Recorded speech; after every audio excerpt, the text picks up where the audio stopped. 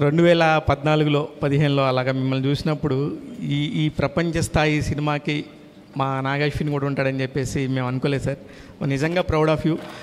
మా రాజమౌళి గారు కాకుండా పక్కన ఇంకొక నాగశ్విన్ అనే చైర్ కూడా ఉండింది. ఇప్పుడు వెరీ ప్రౌడ్. ఎందుకంటే సినిమాని చూస్తున్నప్పుడు చిన్నపిల్లల్లాగా ఎంజాయ్ చేస్తున్న మనుషులు నేను చూశాను. ఒకటికి 2-3 సార్లు చూస్తే కానీ ఆ ఎంజాయ్మెంట్ ఫీలింగ్ని ఓకే అమ్మాయి చూసేసామన్న ఫీల్ రావట్లేదు. ఎనీవే దానికోసం first congratulations. Thank you sir. ఇకపోతే ఇప్పుడు మీరు తీసుకున్న క్యారెక్టర్స్లో కౌరవులు అనగానే మనకు ఆటోమేటిక్గా ఒక నెగిటివ్ ఫీలింగ్ ఉంటుంది. ఇప్పుడు మీరు చూపించిన 2 హీరో క్యారెక్టర్స్ కూడా, ఈవెన్ అమితాబ్ బచ్చన్ గారి క్యారెక్టర్ కానీ లేకపోతే కర్ణుడు క్యారెక్టర్లో ప్రభాస్ గారిని కూడా, ఈ 2 కూడా కౌరవులకు సపోర్ట్ చేసిన క్యారెక్టర్స్. వాళ్ళు యాజ్టీస్గా నెగిటివ్ పాయింట్ వైఫ్లో వెళ్తారు. మీరు అసలు అలా ఆలోచించినప్పుడు ఏ పాయింట్ని తీసుకొని వీళ్ళిద్దరిని హీరోలుగా పెట్టి తీద్దామనే ఆలోచన ఎలా వచ్చింది సార్? ఇకపోతే మీరు తీసిన మహానటి కూడా 40 సంవత్సరాల క్రితం చనిపోయిన వ్యక్తి తీసుకొని చేశారు. అదొక అద్భుతంగా అయింది.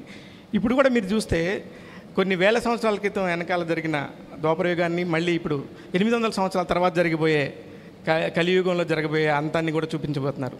ఎక్కడి నుంచి వస్తాయి ఈ థాట్స్? మీరు ఎట్లా స్టార్ట్ చేశారు అసలు ఫస్ట్? అంటే ఈ పర్టిక్యులర్ మూవీ ఐ థింక్ ఒక ఫస్ట్ టైం చూసి వాట్ ఎవర్ ఆ క్లైమాక్స్ అన్న ట్విస్ట్ అంటే ట్విస్ట్ అనుకోవచ్చు, అవన్నీ చూసిన తర్వాత రెండోసారి చూస్తున్నప్పుడు I feel it's almost a different film, new film. చాలా వేరే పర్స్పెక్టివ్తో చూస్తాం రెండోసారి. So I think it's definitely worth second watch because for example ఆ కర్ణుడి యాంగిల్స్ చాలా ఉంటాయి. రెండోసారి చూస్తున్నప్పుడు యుల్ బి లైక్ ఓ ఇక్కడ ఒక టిట్ బిట్ ఉందా, అక్కడ ఒక టిట్ బిట్ ఉందా అలా కనిపిస్తాయి.